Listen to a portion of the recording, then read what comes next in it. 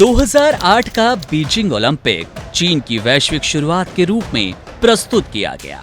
खेल, कूटनीति और शक्ति प्रदर्शन का एक भव्य मंच। लेकिन स्टेडियम की रोशनी और तमाशे से परे कुछ और ही बेहद गोपनीय घट रहा था।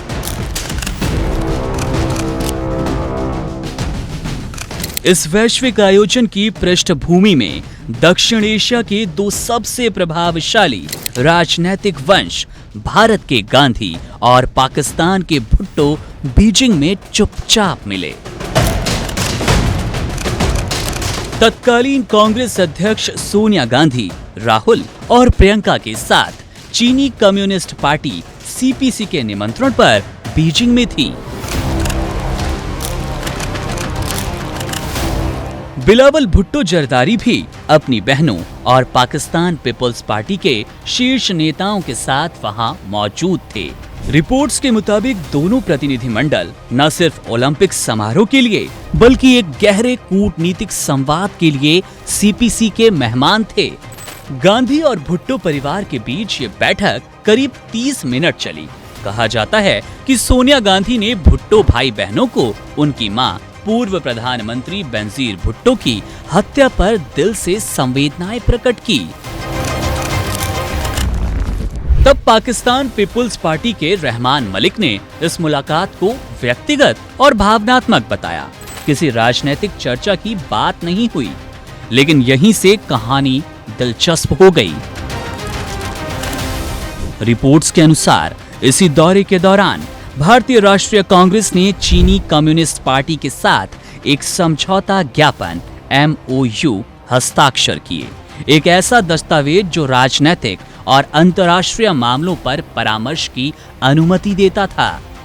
इस समझौते की सामग्री कभी सार्वजनिक नहीं की गई और आज तक कांग्रेस ने इस पर कोई विस्तृत स्पष्टीकरण नहीं दिया।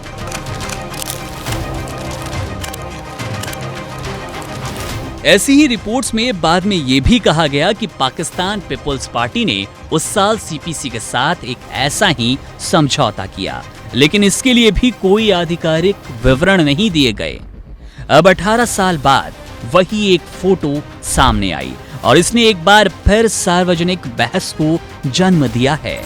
आलोचक और टिप्पणीकार पूछ रहे हैं, अगर सिर्फ ये एक संवेदना बैठक थी तो फिर दोनों राजनीतिक वंशों को चीनी कम्युनिस्ट पार्टी ने क्यों होस्ट किया और उस MOU में वास्तव में लिखा क्या था? कोई ये नहीं कह रहा कि ये औपचारिक कूटनीतिक वार्ता थी, लेकिन इसका प्रतीकात्मक महत्व वो भी चीन की धरती पर दो प्रतिद्वंदी देशों के राजनीतिक उत्तराधिकारियों के बीच नजरअंदाज नहीं हो सकता। ये साधारण परिवार नहीं है, ये राजनीतिक वंश है। विरासतों और महत्वाकांक्षाओं के साथ हर हाथ मिलाना, हर मुलाकात खासकर विदेश में मायने रखती है। अब तक कांग्रेस ने इस फोटो पर कोई प्रतिक्रिया नहीं दी, लेकिन आज के तीखे राजनीतिक माहौल में चुप्पी सिर्फ संदेह को जन्म देती है। जो बात शोक संवेदना के एक शांत संकेत के रूप में शुरू हुई थी, वो अब कठोर राजनीतिक सुर्खियों में है। अब सवाल सिर्फ ये नहीं कि कौन मिला, बल्कि सवाल ये है कि क्यों, कहां और किसकी जानकारी में।